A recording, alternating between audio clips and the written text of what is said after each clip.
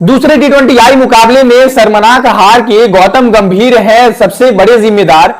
उनसे पूछे गए बड़े बड़े सवाल, लेकिन क्यों है आखिरकार चुप गौतम गंभीर। हेलो दोस्तों, welcome back to the cricket about. Well, जिस तरीके से दूसरे मुकाबले में भारतीय टीम को ऑस्ट्रेलिया वालों ने रौंदा है, इसमें कोई दो राय नहीं है कि अगर हम इसी स्ट्रेटजी के साथ 2026 की टी20 वर्ल्ड कप की तैयारी कर रहे हैं तो शायद हमें वो छोड़ देना चाहिए और शायद हमें टी20 मुकाबले ही नहीं खेलने चाहिए जब हमें यह तक नहीं पता है कि हमारे कौन से बल्लेबाज किस पोजीशन पे जानी चाहिए, हमारी बल्लेबाजी लाइनअप क्या होगी, हमारी गेंदबाजी लाइनअप क्या होगी, हमारे लिए 8वें नंबर का बल्लेबाज कौन होगा, या फिर हमारे लिए क्या शिवम दुबे 8वें नंबर पर बल्लेबाजी में आने चाहिए। मतलब हाँ, अपने आप में ही इतने सारे सवाल ऑस्ट्रेलिया ने इस दूसरे मुकाबले में भारतीय टीम से पूछे, लेकिन कहीं ना कहीं एक भी सवाल का जो जवाब था वो भारतीय टीम के साथ और भारतीय टीम के पास नहीं था। अगर आपको भी लग रहा है कि ऑस्ट्रेलिया ने दूसरे मुकाबले में भारतीय टीम को हराया है और ऑस्ट्रेलिया की वजह से भारतीय टीम ये मुकाबला हारी है, तो आप गलत हो। और यहां पर मैं आपको साबित करने वाला हूं कि भारतीय टीम को क्यों और कैसे गौतम गंभीर की रणनीतियां जो है वो मिलकर खोखला करती जा रही है। किस तरीके से गौतम गंभीर जो भारतीय टीम को अंदर ही अंदर खाते जा रहे हैं, किस तरीके से गौतम गंभीर उनके खिलाड़ियों से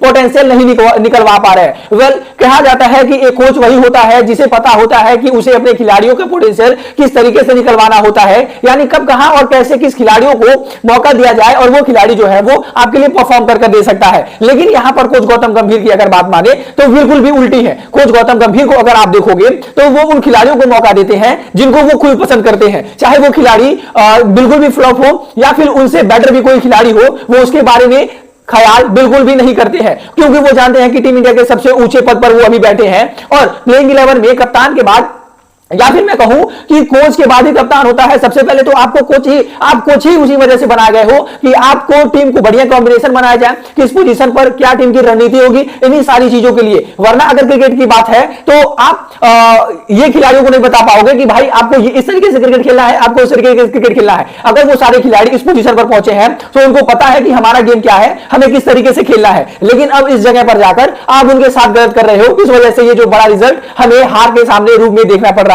वेल, आज भारतीय टीम ने दूसरा मुकाबला खेला मेलबर्न के ऐतिहासिक क्रिकेट ग्राउंड में, और जिस तरीके से मेलबर्न में आज भारतीय टीम ने मुकाबला गवाया है, मैं आपको बता दूं 17 सालों के बाद 17 सालों का जो रिकॉर्ड है वो टूटा है। जी हां, और अभी तक मैं बता दूं MS धोनी के बाद सूर्य कुमार यादव अब पहले ऐसे कप्तान बन चुके हैं, यानी उसके बाद विराट कोहली आए थे, अजिंक्य रहाणे आए थे, साथ ही साथ रोहित शर्मा आए थे।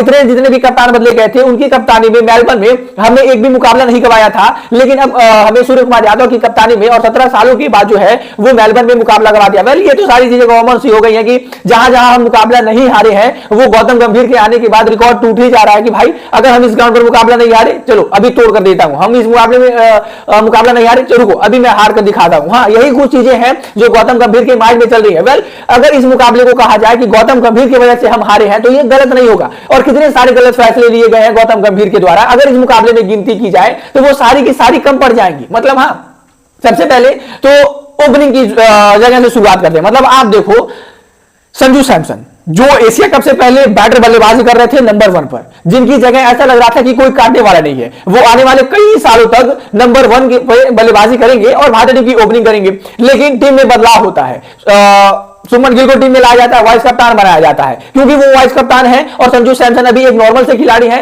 तो वाइस कप्तान को छोड़कर आखिर आप एक नॉर्मल खिलाड़ी को कैसे ओपन पोजीशन पर रखते हो। और इसी वजह से आप देखो कि सुमन गिल को सबसे ज्यादा ओवर प्रायोरिटी मिल दी गई। हालांकि अगर मैं रिकॉर्ड बता दूं तो संजू सैमसन के आजू बाजू भी नहीं है। टी20 में संजू सैमसन के जो है वो 3 सेंचुरी 10 इनिंग के हैं और अभी तक सुमन गिल जो है वो तकरीबन 29 पारी खेल चुके हैं, उनके नाम केवल एक सेंचुरी है। मतलब आप सोचो, यही से आपको डिफरेंस पता चल जा रहा है। लेकिन क्योंकि संजू सैमसन के साथ वो मैनेजमेंट नहीं है, कोच गौतम गंभीर नहीं है, उनके साथ PR नहीं है, इस वजह से सुमन गिल जो है वो यहां पर बाजी मार ले जाते हैं। मतलब आप देखो, चलो ठीक है, एशिया कप में आपने सुमन गिल से ओपनिंग कराई और संजू सैमसन ने आपने 5वें नंबर पर बल्लेबाजी कराई, ये ठीक है। लेकिन एशिया कप खत्म होते ही मेलबर्न जाते हुए ही पहले मुकाबले में भी आपने तीसरे नंबर पर जो है वो सूर्य कुमार यादव को दिया। सूर्य कुमार यादव ने अच्छी बैटिंग की, साथ ही साथ सुमन गिल ने अच्छी बैटिंग की।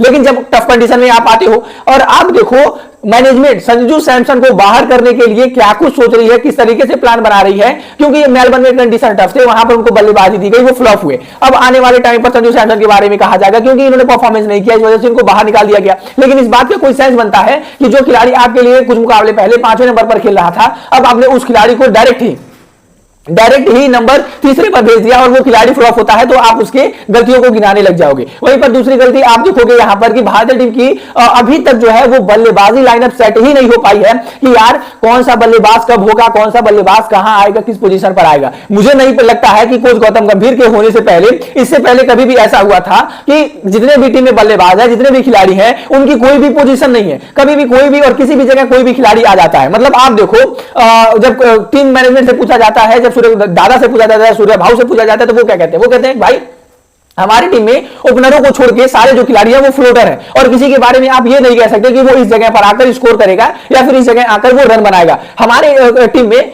कोई भी खिलाड़ी कभी भी आकर कहीं भी मैच जिता सकता है, लेकिन मैं ये कह सकता हूं कि कोई भी खिलाड़ी कहीं भी आकर कभी भी आपको मुकाबला हरवा भी सकता है अगर आपकी यही माइंडसेट रही तो। मतलब हाँ, आप देखो भाई, जो खिलाड़ी आप जहां खिला रहे हो उसको वहां खिलाओ ना। अगर आप नंबर 3 पर आ रहे हो तो आप नंबर 3 पे 10 मुकाबले खेलोगे तभी आपकी अच्छी पोटेंशियल पता चलेगी। लेकिन आप 10 मुकाबले के अंदर ही अपनी टीम में पूरा बदलाव कर दे रहे हो। कल टीम कुछ और थी, आज टीम कुछ और थी। कल अगर आपने तीसरे नंबर पर बेहतर किया था तो आज आप चौथे नंबर पर क्यों है, आज आप तीसरे नंबर पर क्यों नहीं है? यह सबसे बड़ा फैसला है। वहीं पर एक और सबसे बड़ी बात है कि हर्षित राणा हमेशा टीम इंडिया में क्यों? जी हां, ये बहुत ही ज्यादा बड़ा सवाल है। आज हर्षित राणा ने बल्लेबाजी की और 35 रन बनाए। बहुत सारे जो लोग हैं वो उनके नाम की मालाएं जप रहे हैं, लेकिन उन्होंने 35 कितने गेंदों पर बनाई अगर उनसे पूछा जाए तो उनकी बोलती बंद हो जाएगी। 33 गेंदों पर 35 रन बनाए और वहीं पर 2 ओवर में ही पूरे रन को बराबर कर दिया।